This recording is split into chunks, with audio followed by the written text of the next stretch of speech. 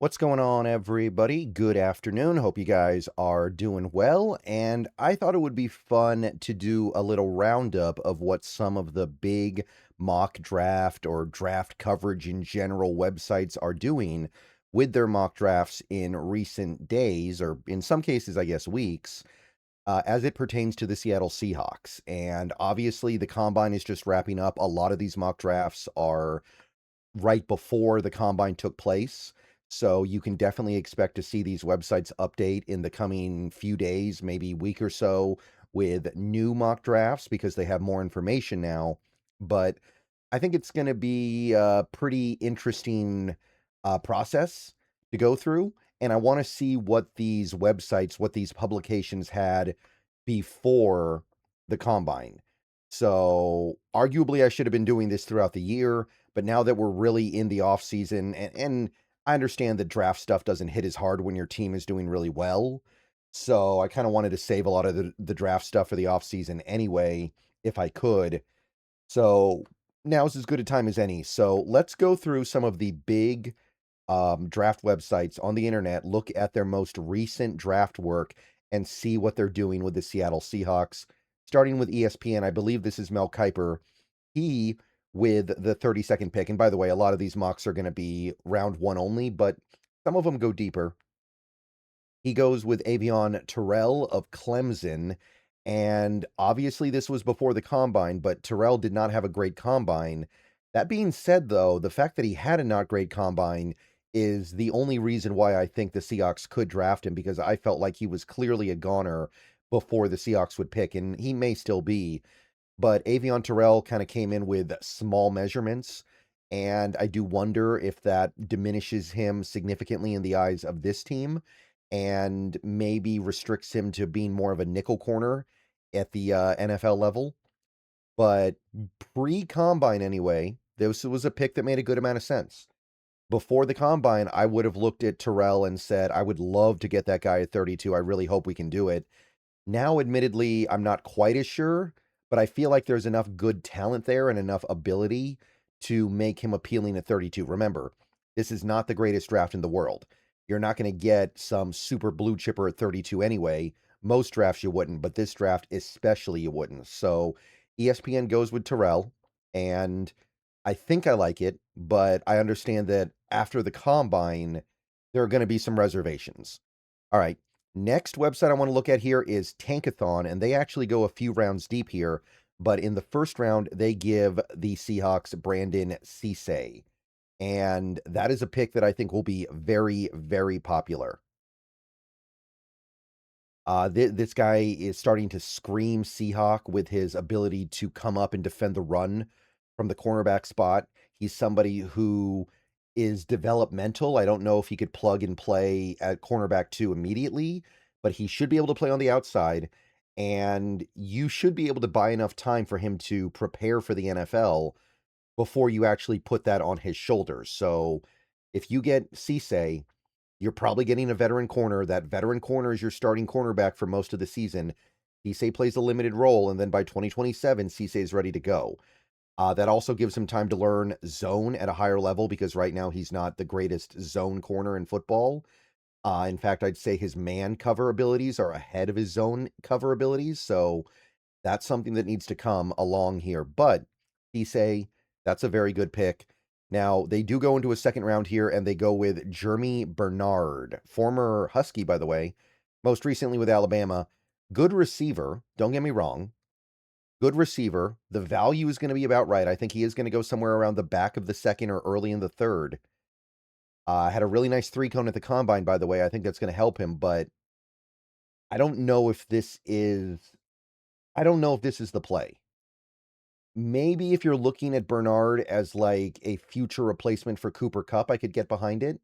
But right now, if we're needing a receiver like a Bernard, then I want a speedster. I want a downfield threat to replace Shaheed because I'm assuming Shaheed leaves if we're taking Bernard in the second round.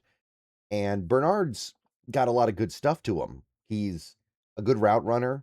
He's got good movement skills, but he's not a burner deep down the field.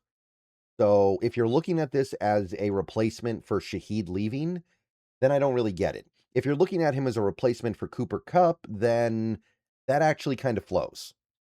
But we know we're getting another year out of Cooper Kupp because, or at least we pretty much know. So it depends on how you look at it, right?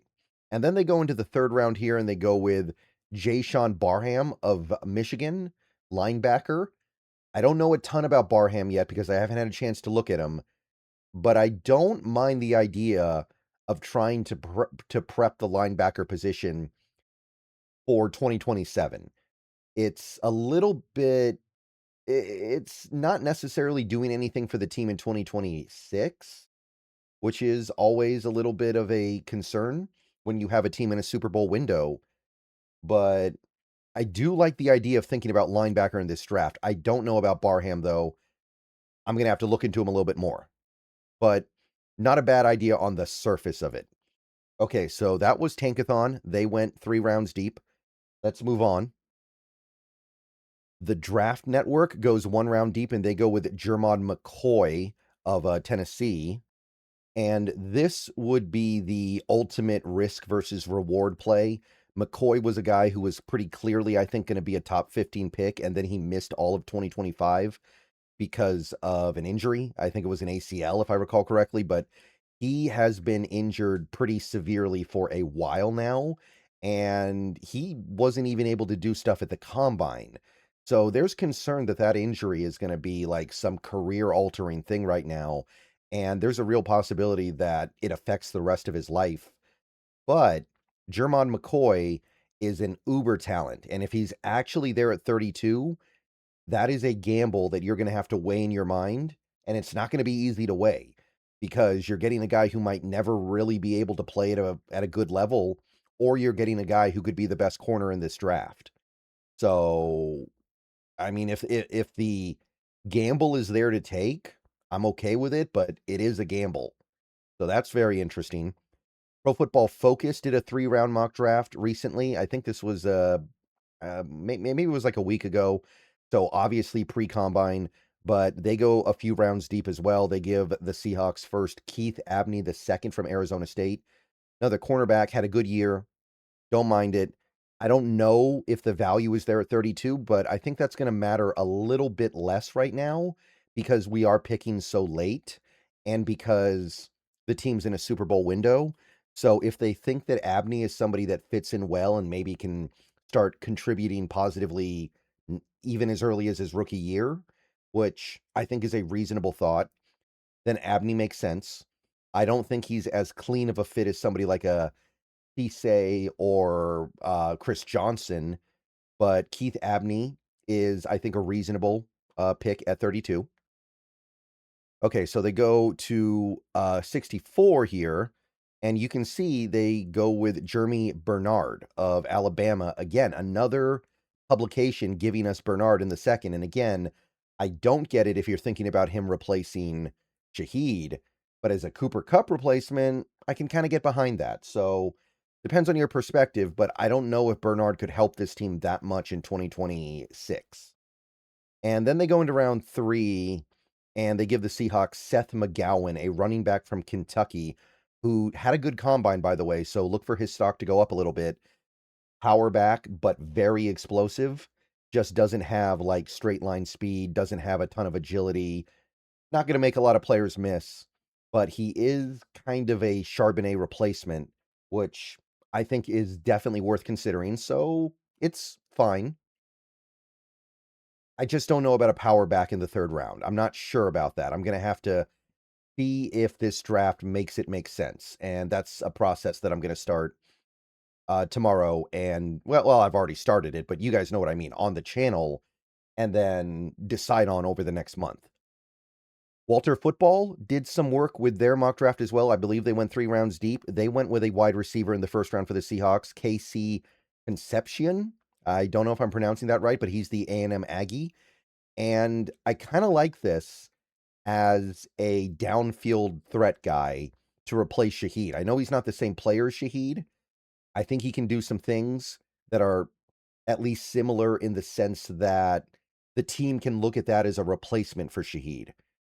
So I kind of like it. I understand that a receiver is not necessarily what this team needs because they are a run-heavy team. But I also think you need players like Shaheed or Concepcion to run off the defense. And KC is somebody who I think could be a really good receiver, not just a decoy.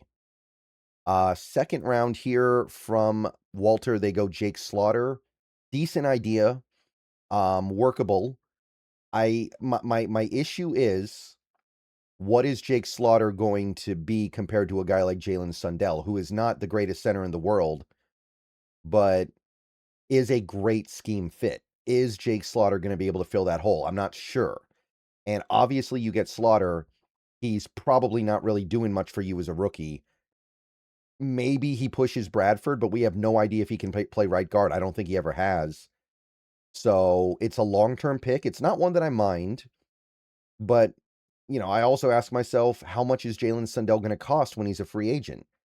If it's not going to be a lot, and I don't think it's going to be a lot, then you might be better off rolling with him long term. And if that's the case, then Slaughter just becomes kind of a second round backup, and you hope he can slide to guard. So mixed thoughts on that. Third round, they go with Damani Jackson of Alabama, and I like Damani Jackson a good amount. I think he's a good fit as well, Alabama corner. I don't think he's going to be a third round pick, though. Maybe if the combine really boosts him, he could go that high. But as of right now, I kind of expect him to be a day 3 guy. So I like the player. I like the fit, just not a big fan of the value. So interesting mock from Walter Football there. Now we've got CBS, and CBS actually has 2 mock drafts from 2 different people. So we're going to take a look at both here. And the first of the 2 from CBS has the Seahawks taking a linebacker, Anthony Hill Jr., Texas. And don't sleep on this. I know it's not immediately obvious, but don't sleep on it. Anthony Hill Jr. is a very, very fun player. This is a good linebacker class. This is a guy who moves very well in space. This is a guy who should be a very good cover linebacker. This is a guy with a lot of talent. And if the team decides, hey, look, we like Drake Thomas, and of course, Ernest Jones is there for us, but Drake Thomas might be a short-term solution here. Maybe they don't believe Tyrese Knight's ever going to elevate himself beyond what he currently is, which is a capable player, but nowhere near the talent level of an Anthony Hill. I mean, there's nothing wrong with giving Mike McDonald more athletic defenders to work with here. So don't sleep on linebacker. Anthony Hill, CJ Allen, those guys are good. And the other CBS mock draft goes with Avion Terrell as well of Clemson. I already talked about him. So interesting pick. It's not going to be quite as appealing after the combine, but Terrell was considered, to me anyway, to be like a mid to late first rounder before the combine. So if he's there at 32, you have to at least make a decision. And it's not an easy decision, but the decision could easily be, yeah, we're going to roll with him, and we're going to hope that he overcomes some of his size issues. Smaller than expected, not tremendously athletic to offset that. So it's a gamble, but I'm not against it. And finally, let's look at the NFL mock draft database. You guys know that I like this site a lot. They do a mock as well beyond their big board, and right now they are going with Brandon Cisse, same as Tankathon had. So Brandon Cisse is the pick from mock draft database, and that is a pick that I can get fully behind. Okay, so that's a bunch of the major publications. Don't get me wrong, there are a ton more, a lot more mock drafts out there. But those are some of the big ones. Those are the ones that I try to pay a lot of attention to. So let me know what you think. Let me know if anything stands out to you.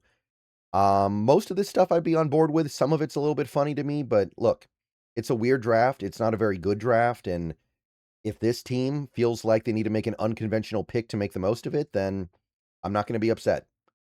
Yeah. In fact, there's not really much to get upset about right now. You've got the 32nd overall pick because you earned it with your play on the field. There's really not much to be unhappy about. All right. See you guys later. Go Hawks. Everybody have a great rest of your day. At least one more video later today because final combine stuff. And then we are moving on. Go Hawks.